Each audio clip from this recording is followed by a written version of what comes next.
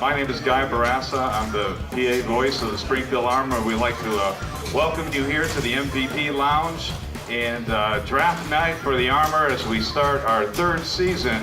And we're really looking forward to a fantastic season here. The Springfield Armor and fans gathered at draft night in the Sheraton Hotel with a new sense of purpose. And if new seems to be the catchphrase being thrown around a lot, that's because the Armor brought in a new veteran head coach, Bob McKinnon, a new general manager of minor league operations, Milton Lee, and a new one-on-one affiliation with the New Jersey Nets. We sat down with head coach Bob McKinnon and asked him some of the reasons for coming to the Springfield Armor. Well, I'll be honest with you, the first thing is their affiliation now with the New Jersey Nets. And to be affiliated one-on-one and have the Nets, making the basketball decisions is a big thing. I think that's the direction this league is going in. I think eventually this league is going to get to 30 and 30, and I think that's the growth this league has undergone just in the 3 years that I've been involved in it has been incredible. And so to couple with the Nets, to me was just an unbelievable opportunity. And it didn't stop there.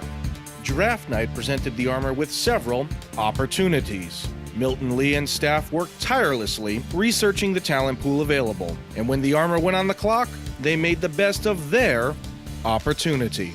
The number one pick of the second round, the Armor select Jonathan Thomas from Marshall.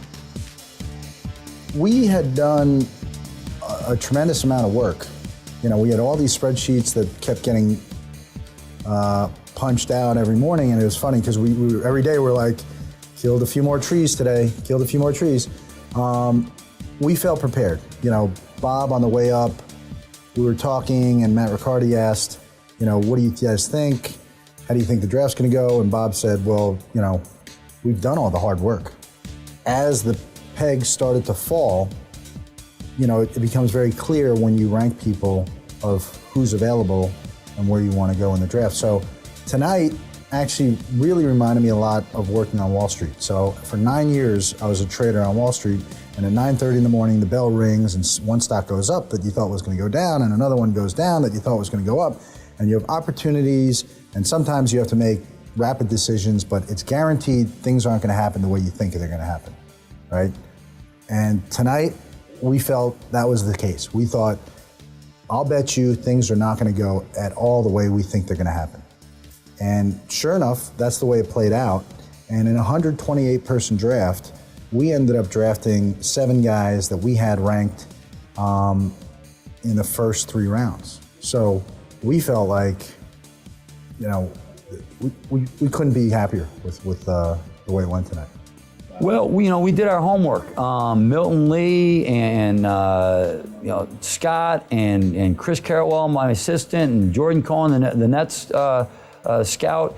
We've been working at this for a good month now, and we came up with a list of guys, and we went right down our list on who was there and who was going to be available. And when it came up and John Thomas was available, we're very excited because we think he's a guy that down the road could potentially be an NBA player.